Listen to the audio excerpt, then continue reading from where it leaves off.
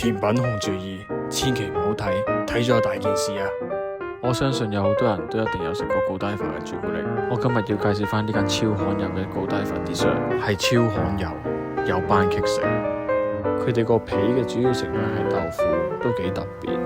係日本小姐姐為佢食呢個限定香橙朱古力班戟。咁除咗班戟之外，都仲有好多甜品可以選擇。睇佢整嗰陣都流晒口水。呢個係抹茶味，咁就唔使一陣就做好啦。睇下日本小姐姐幾咁開心。你睇日本小姐姐個樣，你就知個班戟好唔好食啦。